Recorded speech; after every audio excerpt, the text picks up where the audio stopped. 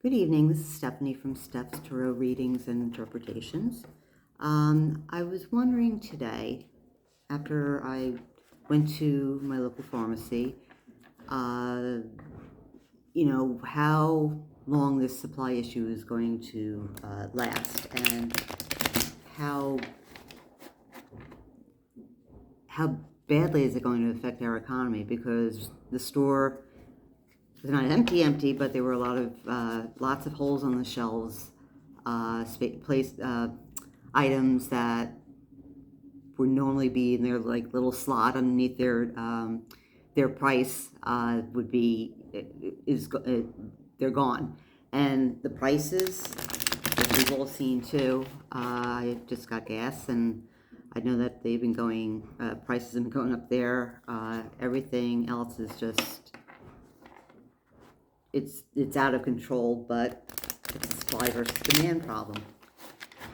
So while we have truck convoys up in California blocking pathways, perhaps shutting down some factories because supplies and parts cannot get from Canada to these factories and vice versa into Canada, some jobs might be lost or for the time being.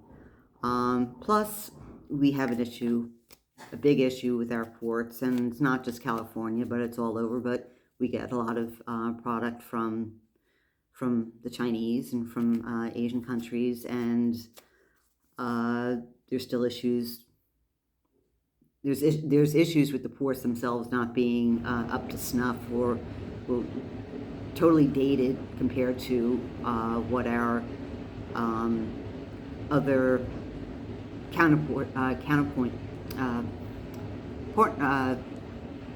other countries across the world are.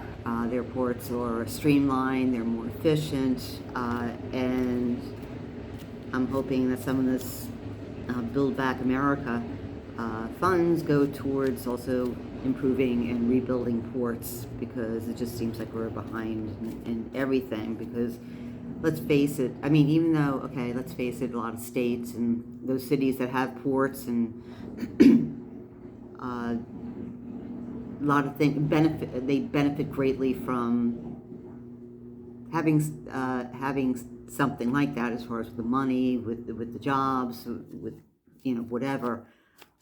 They are not ever going to be able to cough up the cash in order to improve these vital systems. We need these vital structures that we need in order to keep going. They're just not, because it's just too expensive, and that's where the federal government should come in, and, in my opinion, and help restore and maintain and improve them. But part of the problem is not just the ports, but also out in California there's a law, and I believe it's just for the trucks coming into the state. In order to pick up goods, they must be no older than 5 years old. And I get it; it's for climate change prevention. That is very, very strict. But now the irony is now that used cars cost the same amount as a newer car did just 2 years ago, maybe even more, and there's issues with building them. They're not even, they're on the auto malls or at the car stores, but there's some new ones. Majority of them are used, and anything new that does come into car malls or car stores have been pre-ordered. So now we're in the now the new reality is that we order our cars to be made, instead of going on the lot and going out and meeting with the salesperson and picking one and then having it detailed, go through the paperwork, get the financing. You're there a couple hours, and then you drive away with your brand new car. I don't, in my opinion, I think California is going to have to loosen that regulation, if not for just to get things moving into the country. But just the reality is now there's going to be, the longer this goes on, the fewer and fewer trucks you're going to have that are going to be less than 5 years old or older, because we're not making any cars right now. So anyway, what I wanted to find out was how severe will this supply chain issue hurt this economy, hurt our economy, and will it be a long time? Will it be a long time to recover? I know there's a lot of questions, so let's focus on one. How long will how severe will the supply chain issue affect our economy? How severe will the supply chain issue affect our economy? All right, how severe will the supply chain issue affect our economy? Okay, let's try that. Let's go to the deck. All right, let's see what we got. So for the past, we have, excuse me, we have the Three of Rods, literally waiting for your plan to start, waiting for your ship to come in, so to speak, which is very ironic and very appropriate for this reading. And that probably could be for anybody too, anybody that's looking to start a business, or waiting and watching, waiting for things to come in. And this is in the past, we've been doing that. Let's see what it says in current position right now. So now we have the Two of Cups, which is a union, which is good, which is working together, coming to an understanding, a mutual understanding. I mean, obviously, we know that it is that this issue is being worked on. It has been worked on. It's been in progress for a while. It's definitely, it's been in the news lately, particularly with up in Canada. We're hearing rumors that trucks might affect our Super Bowl tomorrow. Who knows? But we know that it's also been in the works, and this tells me that this is coming to an understanding. I get it. I'm all for protesting, and I understand it's regarding masks, and people are tired of wearing them, and government's telling them what to do. I think at this point in time, now that we do have ways to protect ourselves, including still wearing masks, but we can get vaccinated. I think the government, I think now it's up to the individuals to take care of themselves and to take responsibility for their own actions, even though if it goes wrong, the government will always be blamed. It's always going to be somebody else's fault. That's just the way things are nowadays too. You can sue anybody for anything. So, but no one takes responsibility for anything. So I want to say that maybe there will be maybe they will lift the mandate on the northern borders. Maybe they will drop or maybe widen the age of the trucks, like 10 years or 8 years and over, or whatever. These are just coming to my mind. These are some deals that might be struck in order to get things moving again. We still need to work on climate change and everything, but we'll figure out other ways.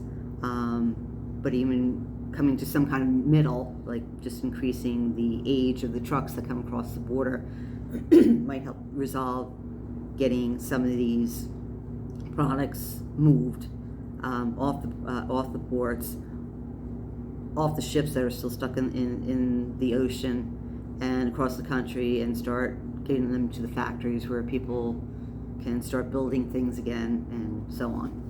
So let's see what the future holds. Future holds nice. Okay, Nine of Pentacles. That is luxury. That is success. That is being fulfilled. I'm not going to say all's right with the world, but you can tell this woman is pretty happy. She's pretty content, well taken care of. I'm not going to say that this is how everything will be from now on with our economy, and that everybody will be taken care of. No one, even people that are working 2 and 3 jobs, are going to be. But it's more of a visual as far as, okay, the outcome means that things will start flowing again. Money will start flowing again. Parts, materials will start flowing in again, and meaning then that would mean that we would be creating more product, and hopefully it also means that we start creating more product in our country too. My hope is that we start to create more things that have been, yes, very cheap from across seas, but we do need jobs here in America. So I'm hoping that that's also what it means too. But if anything, this is telling me that we will be getting the goods, we will be getting the money, we will be getting the parts and supplies and that we need for day-to-day living, for day-to-day jobs, and we're headed in the right direction. So there's a clarifier, another cup, and this is the Nine of Cups. I apologize. This is the Nine of Pentacles. My apologies. Oh my God, I think I said cups before. But Pentacles mean money. Pentacles mean resources, means product, means could mean jobs too. So I apologize if I call it cups.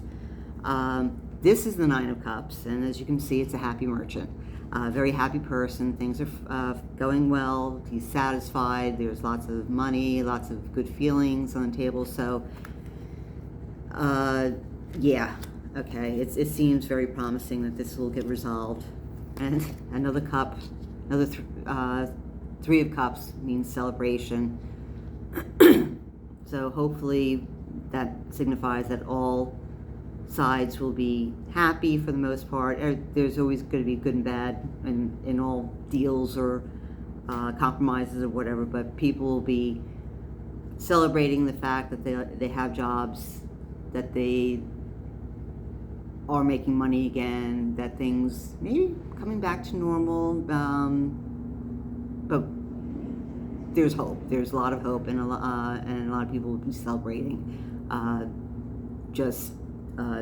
when this supply chain issue comes to an end. And one more, but I feel like I'm pushing my luck with this. And no, actually, it's Judgment. And Judgment, it's Judgment Day. It's, we're being called to answer. We're being called to answer for a lot of things. It could be for injustices, it could be for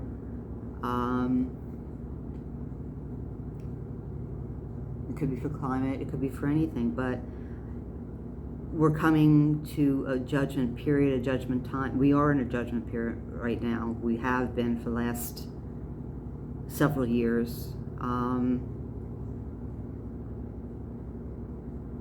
But this is showing us we're all rising from the great sleep, I want to say, that we've been in, and we're awakening to a new way of being, of learning, of treating people, treating others, treating our world. Maybe I'm reaching, but I like this. Definitely came out a lot better than I expected it to. So I'm happy with this reading, and let me know what you think. And please leave your comments. Please please subscribe if you if you wish. I'd like to get some subscribers. I am enjoying doing this. I am definitely new at it. I am trying to get more comfortable doing this, and I appreciate your patience. But I hope that you have a good weekend, and I'll talk to you soon. Thank you.